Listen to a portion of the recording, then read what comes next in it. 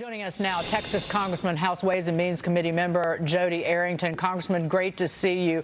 What does the road look like from here, you think, on China trade talks? Well, I think we're within the, as they say in football, we're in the red zone, but this can be some of the toughest parts of the negotiations, especially around intellectual property. But the president's doing the right thing by staying the course. This has required tremendous political will, which we haven't seen from politicians to date, and China's taken us for a long ride for decades, and so it's a painful process. I think everybody would admit that. I can tell you my farmers in West Texas feel the pain, but they also understand what's at stake, and they know there are greener pastures in the future if we can get to a real balanced and reciprocal relationship with China. So they back this president, as I do, 100%.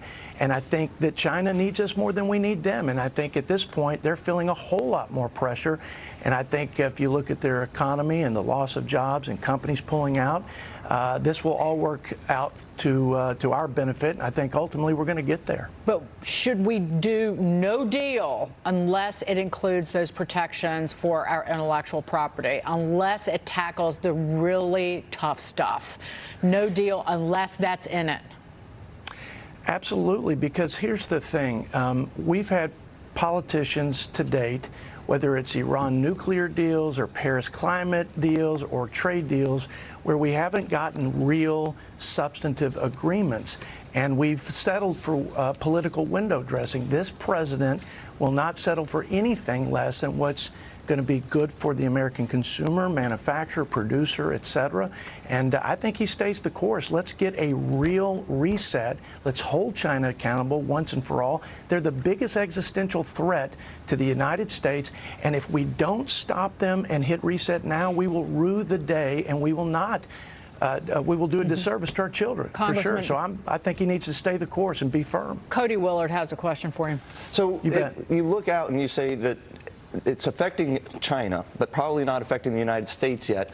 Another 6 months or 9 months, what happens if the GDP here in the United States turns down? What if there actually is some real pain that comes along? Will President Trump and yourself continue to have that political will? Well, in terms of ag producers, and I'm from the largest ag production center in the United States in West Texas, and I live in Ruidoso, New Mexico, by the way. That you would be our neighbor. But the president has done the smart thing by taking the revenue on the tariffs and putting them back in to support or trade aid to smooth out this rough patch for our farmers, for example. So we've got to be smart in how we do it. But again, I think we've got to stay the course until we get to this real reset.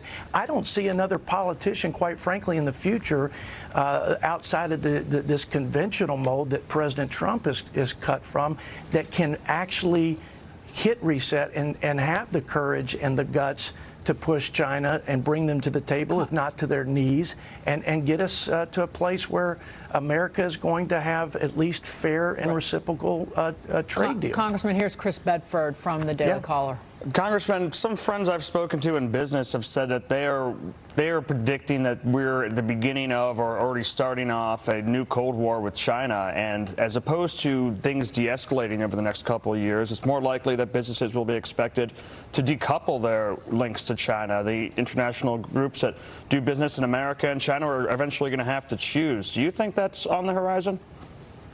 It could be. I think that's why it's important that we do deals like the one the president has struck in principle with Japan. That's why we need to do the USMCA, which is the much improved NAFTA or NAFTA 2.0 with Canada and Mexico.